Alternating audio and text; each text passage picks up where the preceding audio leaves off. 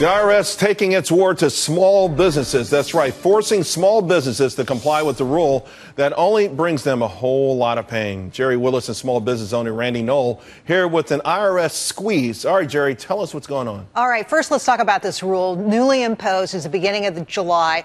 And this takes away the ability of small business people to help their employees pay their health care costs. What small business operators, those with 50 or fewer employees, used to do is they would set aside money in health care reimbursement accounts, and then their employees could use that money to pay for health care. Well, now the IRS says, no, we're going to charge you $100 a day per employee, $36,500 a year per employee to have these accounts. That's going to be the fee, the fine. And now people like Randy Noel are in big, big trouble. I don't get why, though. Why would you do that? I mean, this seems like the thing you would want a small business to do, right? Help out your employees. Is it something because they came under the threshold of Obamacare? Is this another way of inflicting their... The IRS has said in the past, and the Treasury Department has said in the past, that they don't like these plans because they don't fit the model of Obamacare.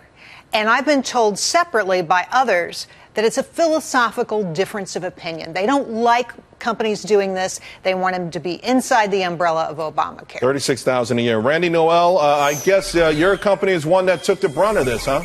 Absolutely, Charlie. Hey, Gerri. Hey. Yeah, we were paying insurance for our employees for 10 years, and we paid for the whole family. We had a couple of our employees had children. One of our employees had an existing condition.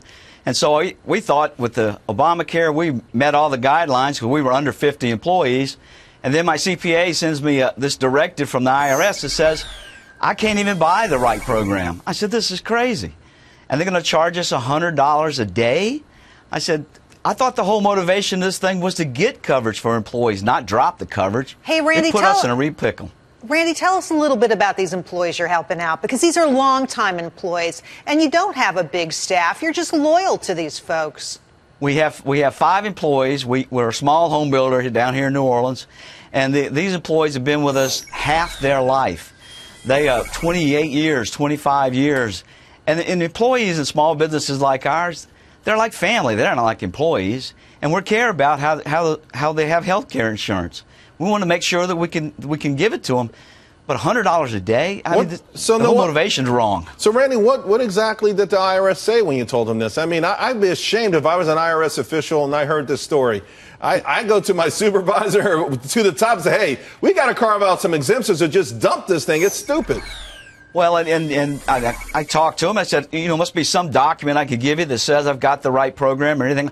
And they said, no, you can't do it. You have to stop paying the health reimbursement accounts. So I called my congressman. I called Congressman Bustani, and they had a committee hearing, and Jack Lew, the Secretary of Treasury, looked over at the IRS folks and said, explain this to them, and they couldn't. So they delayed it to July 1st.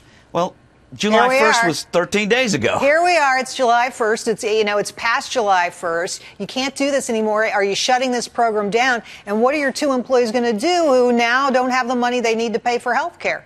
Exactly. And so, you know, we're befuddled. Why would anybody put a deadline in the middle of the year anyway? That's the craziest thing. Payrolls are based on calendar years.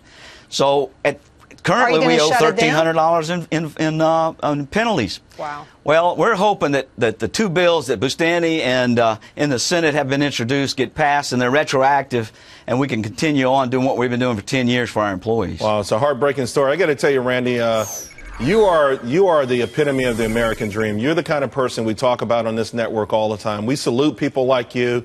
You prove that the government does not need to intervene, that businesses, particularly small businesses, do care about their employees, so much so that even under the threat of the IRS, the ham-fisted threat of the IRS, you fight back. God bless you. We hope to hear back that maybe these guys blink on this thing. Thank you very much. I hope so, too. All right, Gerri, you keep coming up with these amazing stories. Keep them coming.